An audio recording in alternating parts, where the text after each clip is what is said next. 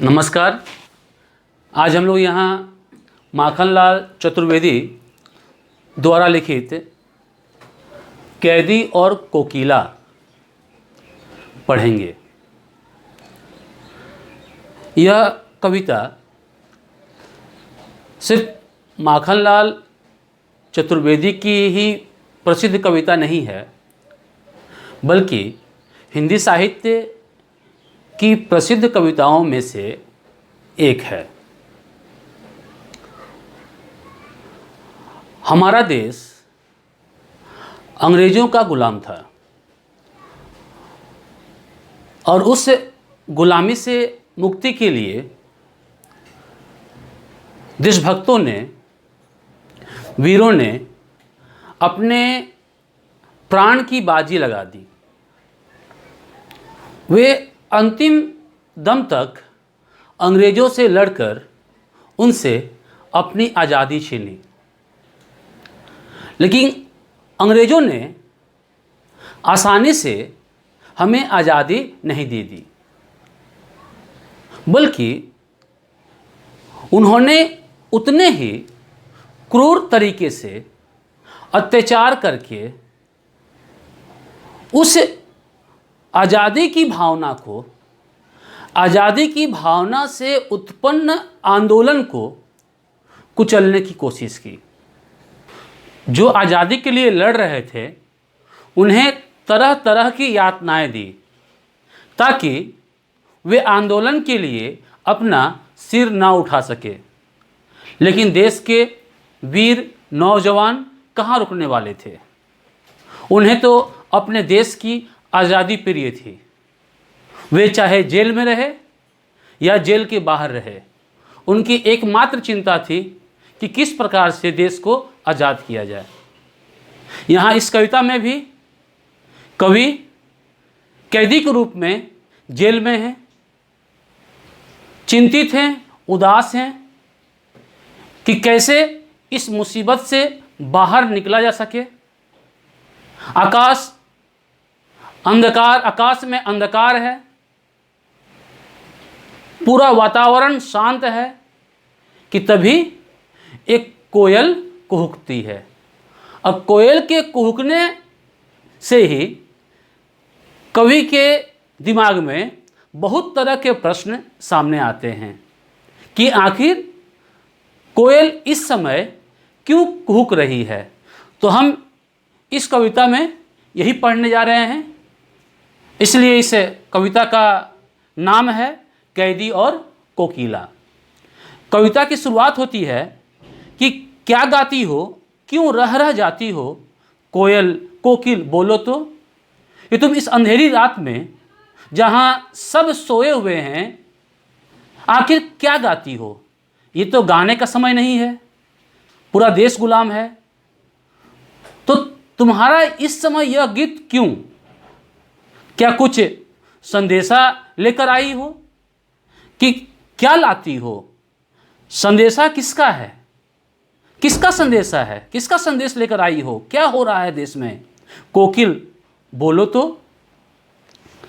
अब आगे बताते हैं कि जेल में किस प्रकार से कैदियों को यातनाएं दी जाती है कि ऊंची काली दीवारों के घेरे में, डाकू चोरों बटमारों के डेरे में, जीने को देते नहीं पेट भर खाना, मरने भी देते नहीं तड़प मर जाना। चारों तरफ ऊंची ऊंची दीवारें हैं, काली काली दीवारें हैं, और जो देश के लिए लड़ रहे हैं उन देशभक्तों को चोरों के साथ, डाकुओं के साथ, बटमारों के साथ रखा जा रहा है। बटमारों का अर्थ रास्ते में यात्रियों को लूट लेने वाला। इन्हीं उन चोर डाकुओं के साथ इन्हें रखकर दोनों को समान बताया जा रहा है, यानी इनका भी वही उसी तरह का अपराध है। जीने को नहीं देते पेट भर खाना, खाने भी ठीक से देते नहीं हैं, और दूसरी तरफ मरने भी नहीं देते हैं। तो एक तड़प कवि में है कि न जी पा रहे हैं न मर पा रहे हैं, कि मरने भी देते नहीं, तड़प रह जाना, इसलिए तड़प कर रह जाते हैं। जीवन पर अब दिन रात कड़ा पहरा है। जेल के अंदर हैं, हर तरफ सिपाही हैं, हर किसी की नज़रें इन पर है। कोई ऐसा समय नहीं जिस समय इन पर निगरानी न रखी जा रही हो। इसलिए कहते हैं कि जीवन पर अब दिन रात कड़ा पहरा है। शासन है या तम का प्रभाव गहरा है। ये शासन है, किसका शासन? अंग्रेजी शासन। ये अंग्रेजी शासन है जहां सिर्फ अत्याचार है, शोषण है।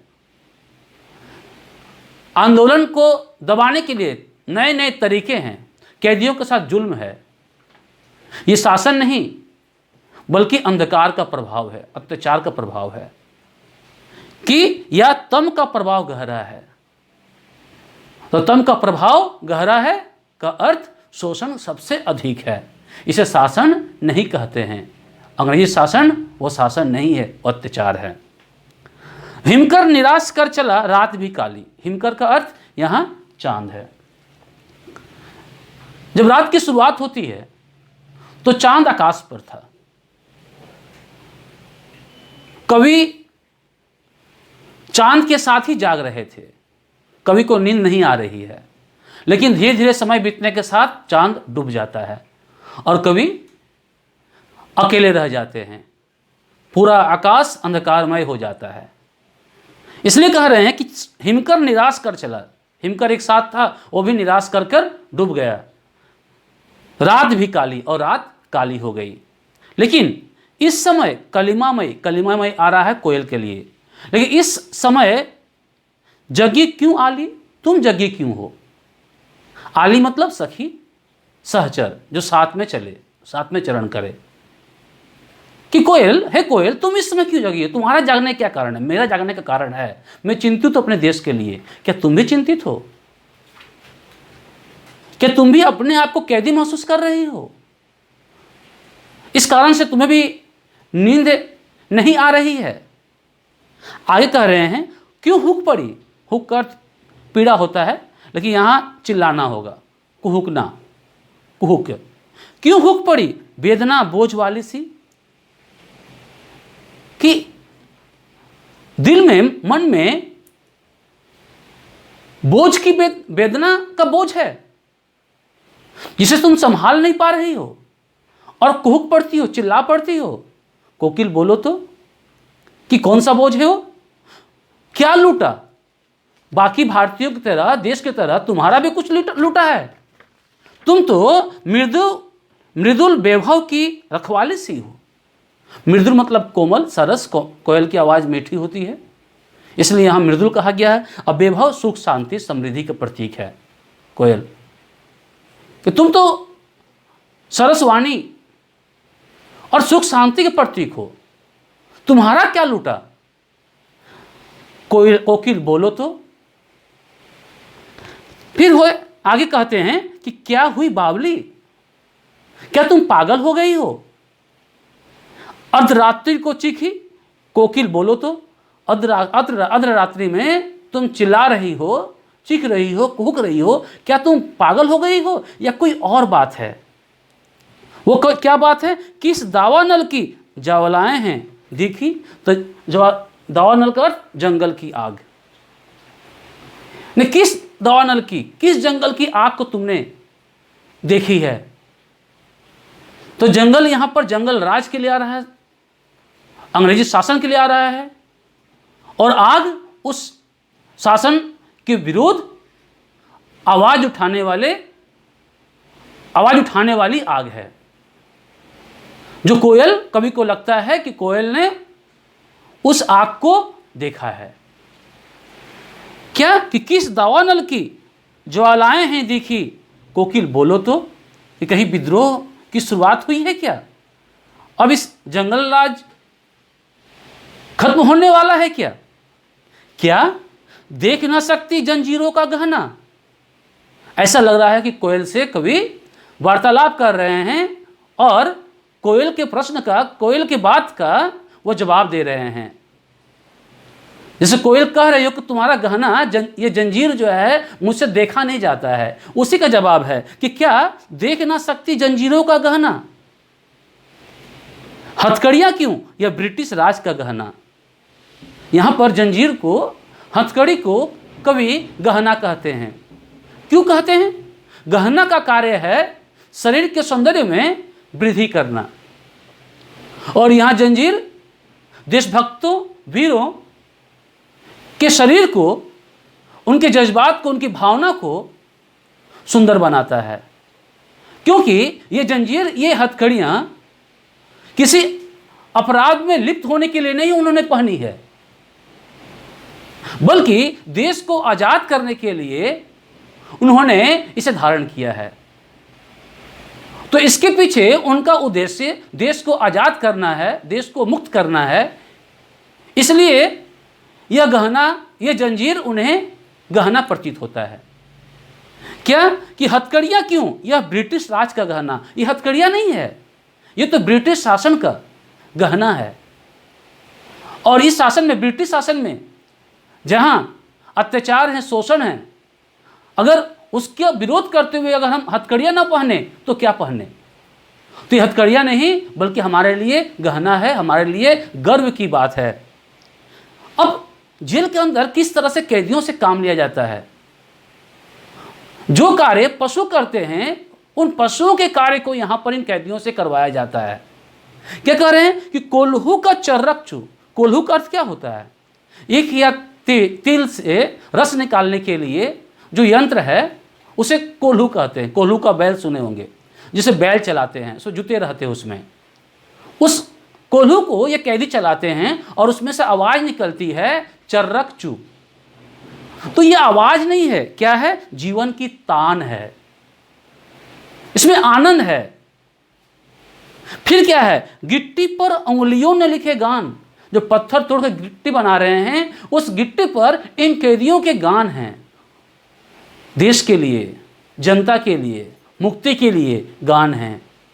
फिर क्या है? हूँ मोट खींचता। मोट क्या होता है? मोट का अर्थ हुआ पुर या चरसा, चमड़े का डोल जिससे कुएं आदि से पानी निकाला जाता है, और इसे खींचने का काम पशु करते हैं।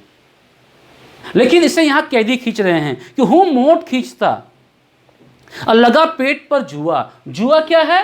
बैलों के कंधे पर रखे जाने वाली लकड़ी। हल चलाते समय या बैलगाड़ी चलाते समय बैलों के कंधे पर इसे रखा जाता है, और यहां कैदी पेट से सटाकर उसे खींच रहे हैं। तो कठिन से कठिन कार्य यहां कैदियों को दिया जाता है, ताकि इनका जो हौसला है वह खत्म हो जाए। लेकिन यह कठिन कार्य कैदियों के हौसले को तोड़ नहीं पाते हैं, और इसे वे इन कार्यों को वे सहर्ष करते हैं, और अंग्रेजों को यह आभास तक नहीं होने देते हैं कि तुम जो मुझे यातनाएं दे रहे हो उससे हमें कष्ट हो रहा है। वे हंसते हंसते, गाते गाते ये कार्य करते हैं। क्या कहते हैं कि खाली करता हूं ब्रिटिश अकड़ का कुआं। यह कार्य नहीं है, यह जुआ टानना नहीं है, ये मोट टानना नहीं है, गिट्टी तोड़ना नहीं है, बल्कि अंग्रेजों के मन में जो घमंड भरा हुआ है उस घमंड को कम करना है, खाली करना है। कि खाली करता हूं ब्रिटिश अकड़ का कुआं। आगे की पंक्ति है कि दिन में करुणा क्यों जगे रुलाने वाली, इसलिए रात में गजब ढा रही आली। कि दिन में अगर इस तरह की आवाज निकालोगे, कुहकोगे, तो लोग समझ लेंगे कि रुलाने वाली करुणा है। इससे अंग्रेज शासक अपने आप को विजयी समझेंगे कि चलो हमारा उद्देश्य सफल हुआ। इसलिए उन्हें यह एहसास नहीं दिलाने के लिए रात में इस तरह की आवाज निकाल रही हो, जिसमें करुणा है, जिसमें दुख है, कि इसलिए रात में गजब ढा रही आली, इसलिए तुम रात में कुहुक रही हो। आगे क्या है कि इस शांत समय में अंधकार को बेध रो रही क्यों हो। बेध मतलब वेदना, चिरना। शांत वातावरण है, चारों तरफ अंधकार है, और अचानक जब कोयल कुहुकती है तो ऐसा लगता है कि कुछ बेध कर निकल गया हो, तीर अचानक बगल से गुजर गई हो। तो तुम इस अंधकार में, इस शांत समय में क्यों रो रही हो? क्या तुम भी इस देश की दुर्गति को देखकर दुखी हो? क्या तुम भी इस देश को गुलाम नहीं देख पा रही हो? यह गुलामी, यह दुख तुम्हें सता रहा है, जिस कारण से तुम बेचैन हो, व्याकुल हो और रो रही हो? कोकिल बोलो तो, चुपचाप मधुर विद्रोह बीज इस भांति बो रही क्यों हो?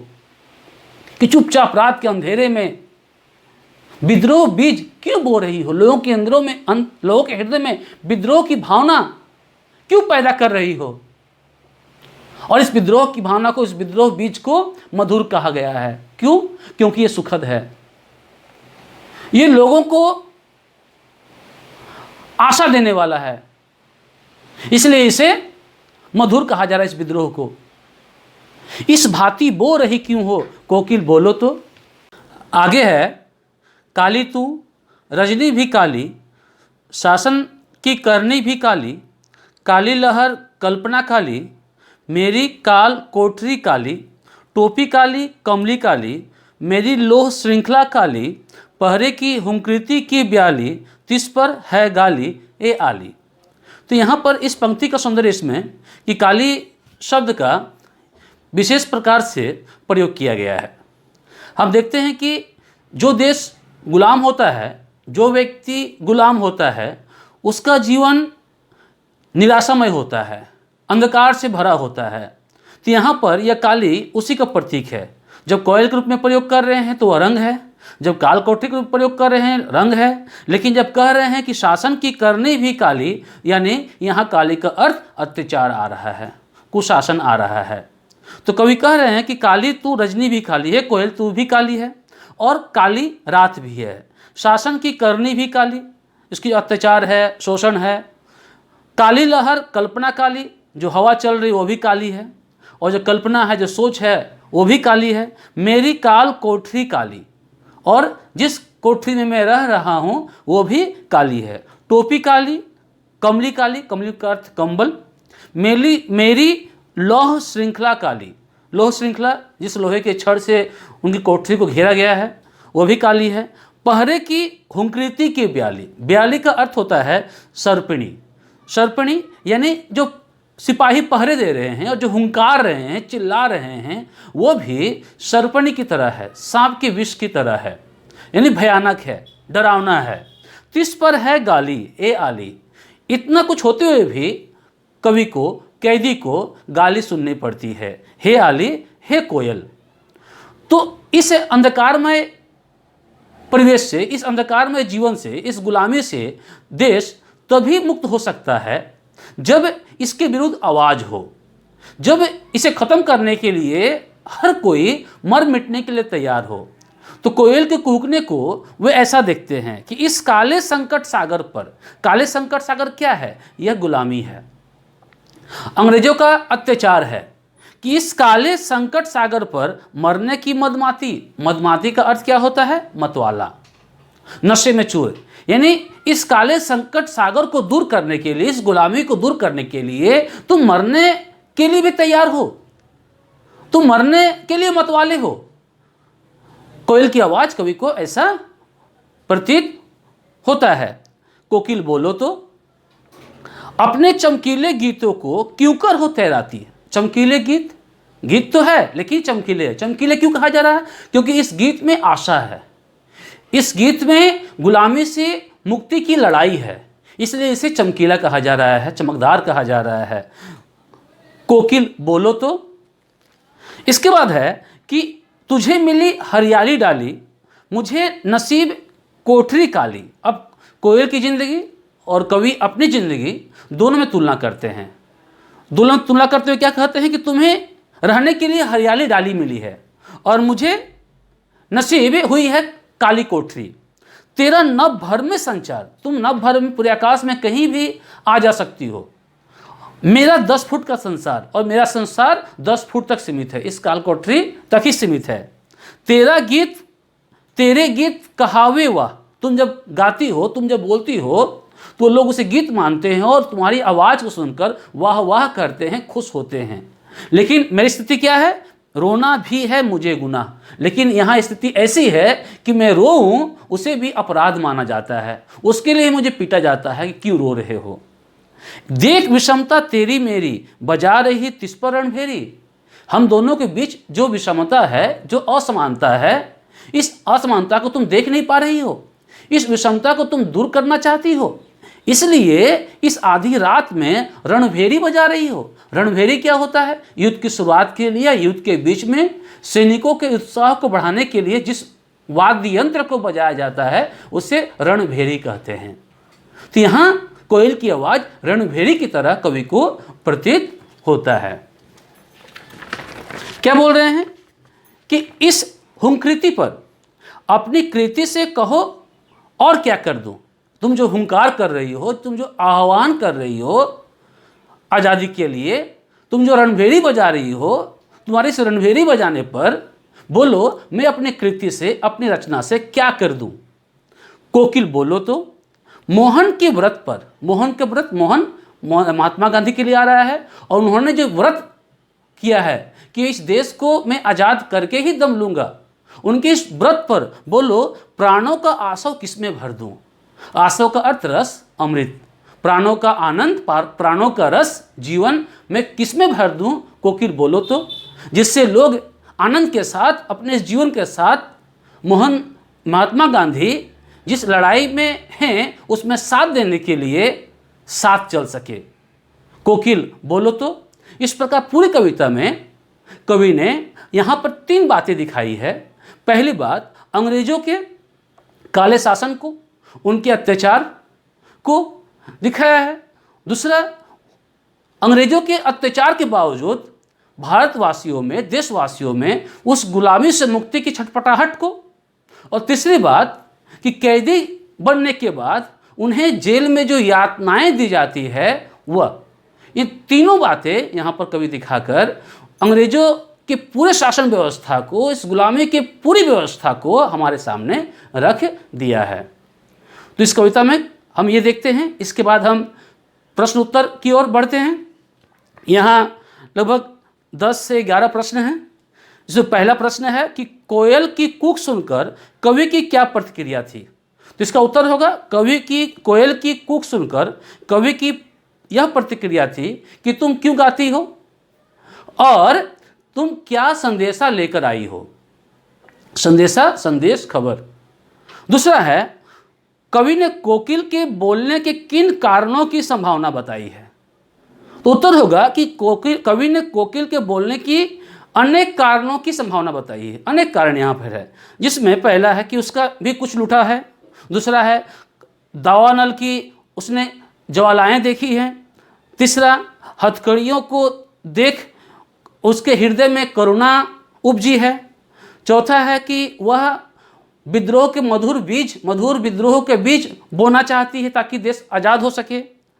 पांचवा है काले संकट सागर पर मरने के लिए वह भी तैयार है ताकि गुलामी से मुक्ति मिल सके। फिर वह चमकीले गीतों को तैराना चाहती है ताकि लोगों में आशा का संचार हो सके। सातवां है अपने और कैदी के बीच की विषमता को वह देख नहीं पा रही है, जिस कारण से वह रणभेरी बजा रही है ताकि यह विषमता खत्म हो सके। तीसरा प्रश्न है कि किस शासन की तुलना तम के प्रभाव से की गई है और क्यों। तो अंग्रेजी शासन की तुलना तम के प्रभाव से की गई है, क्योंकि अंग्रेजी शासन में सिर्फ अत्याचार है, शोषण है।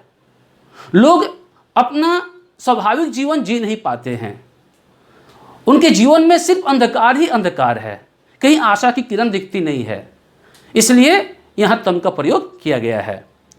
चौथा है कविता के आधार पर पराधीन भारत की जेलों में दी जाने वाली यंत्रणाओं का वर्णन कीजिए। यंत्रणा मतलब दुख।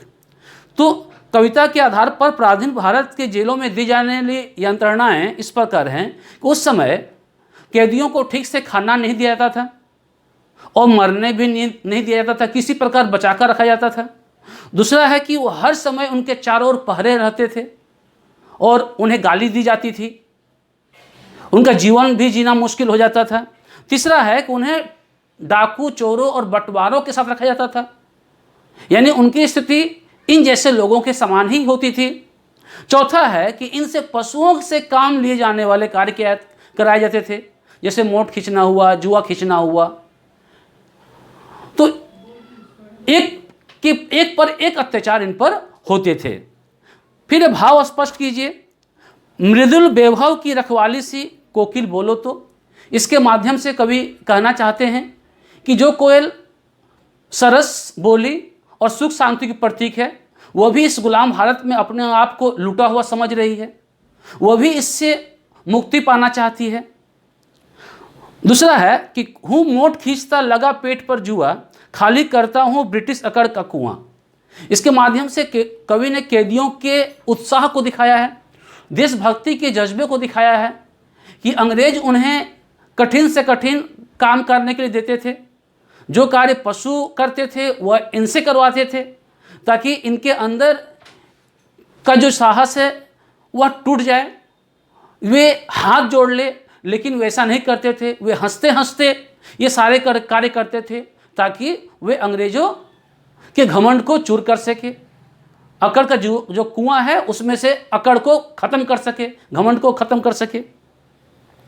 फिर 6 नंबर है कि अर्धरात्रि में कोयल की चीख से कवि को क्या अंदेशा है। तो अर्धरात्रि में कोयल की चीख से कवि को अंदेशा है कि कहीं दावानल यानी जंगल की आग लगी है, जंगल में आग लगी है और उसकी ज्वालाएं कोयल को दिखी है।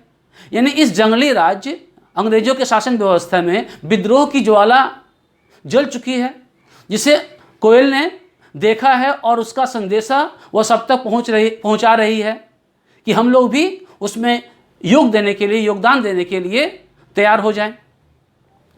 फिर है कवि को कोयल से ईर्ष्या क्यों हो रही है। कि कवि को कोयल से इसलिए ईर्ष्या हो रही है क्योंकि कोयल हरी डाली पर रहती है, उसके लिए पूरा आकाश विचरण करने के लिए है और उसकी बोली को सुनकर लोग वाह वाह कहते हैं, उसे गीत मानते हैं। लेकिन कवि के साथ ठीक उसका उल्टा है, उसे रहने के लिए काल कोठरी मिली है, 10 फुट का संसार ही उसका है और उसके रोने को भी गुनाह माना जाता है। फिर 8वां है कि कवि के स्मृति पटल पर कोयल के गीतों की कौन सी मधुर स्मृतियां अंकित है जिसे वह अब नष्ट करने पर तुली है। कवि के स्मृति पटल पर कोयल की यह छाप है कि वह सरस और मीठी बोली बोलने वाली पक्षी है, वह सुख और शांति का प्रतीक है। लेकिन इस आधी रात में इस तरह से वह कुहुक कर कवि की इस स्मृति को नष्ट करने पर लगी है और कवि को ऐसा लग रहा है कि अभी लोगों में विद्रोह बीज बो रही है। 9 नंबर, हथकड़ियों को गहना क्यों कहा गया है। हथकड़ियों को गहना इसलिए कहा गया है क्योंकि ये हथकड़ियाँ देशभक्तों ने आज़ादी की लड़ाई लड़ने के कारण पहनी है, इसलिए उन्हें अपने आप पर गर्व है। इन हथकड़ियों के हाथ में आने से उनके अंदर की देशभक्ति की भावना और भी मजबूत होती है, उनके इरादे और भी अटल होते हैं, जिस कारण से ये हथकड़ी सिर्फ हथकड़ी नहीं बल्कि गहना है और उनके सौंदर्य को बढ़ा देता है। 10 नंबर है काली तू से लेकर जो पंक्ति यहाँ पर है कि काली तू रजनी भी काली, शासन की करनी भी काली, काली लहर कल्पना काली, मेरी काल कोठरी काली, टोपी काली कमली काली, मेरी लोह श्रृंखला काली, पहरे की हुंकृति की ब्याली, तिस पर है गाली ये आली। तो इस कहा जा रहा कि काली शब्द की आवृत्ति से उत्पन्न चमत्कार का विवेचन कीजिए। इससे एक लय और एक छंद बनता है, जिससे कविता जो है छंदमय लयमय बनती है। काली शब्द का प्रयोग विभिन्न अर्थों में हुआ है, जहाँ यहाँ रंग के रूप में हुआ है, वहीं अंग्रेजों के शासन में हो रहे अत्याचार के लिए भी है। वहीं पर दिखाया जा रहा है कि चारों तरफ अंधकार है, चारों तरफ निराशा ही निराशा है। तो इस तरह से इस काली शब्द का प्रयोग कर इस अनुच्छेद को, इस कविता को सुंदर बनाया गया है। फिर 11 नंबर है काव्य सौंदर्य स्पष्ट कीजिए। तो काव्य सौंदर्य में काव्य की व्याख्या करते हैं, काव्य का भाव स्पष्ट करते हैं और उसकी भाषा की बात करते हैं।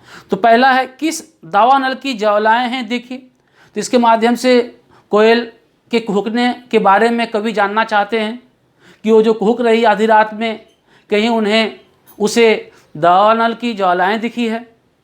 इसके माध्यम से वह कहना चाहते हैं कि कोयल भी इस गुलामी से पीड़ित है और उसे इस गुलामी से लड़ने के लिए कहीं ज्वाला दिखी है, जिस कारण से ये वह यहाँ चिक पड़ी है। इसमें खड़ी बोली हिंदी का प्रयोग किया गया है। 11 नंबर है का ख है, तेरे गीत कहावे वाह रोना भी है मुझे गुनाह, देख विषमता तेरी मेरी बजा रही तिस पर रणभेरी। तो जो देश में गुलामी के कारण विषमता है उस पर यहाँ बात हो रही है कि कोयल आज़ाद जिंदगी जी रही है, उसके लिए पूरा नभ है, उसके लिए हरियाली डाली है, उसके गीत पर लोग वाह वाह करते हैं, लेकिन कवि की ज़िंदगी उसके ठीक विपरीत है। तो कोयल इस विषमता को देखकर बर्दाश्त नहीं कर पा रही है, इस गुलामी को वह समझ रही है, जिस कारण से इस विषमता को दूर करने के लिए वह रणभेरी बजा रही है, देशभक्तों में उत्साह पैदा कर रही है, ताकि लोग अधिक से अधिक संख्या में सामने आकर इस गुलामी से मुक्ति पाए। इसमें भी खड़ी बोली हिंदी का प्रयोग किया गया है और भाषा कवि के विचारों को वहन करने में सक्षम है। तो इस तरह से यहाँ प्रश्न उत्तर भी हम लोगों ने समझा। तो इस वीडियो में हम लोगों ने पूरी कविता कैदी और कोकिला के अर्थ को समझा और प्रश्न उत्तर के बारे में जाने। अब यहाँ इतना ही, धन्यवाद।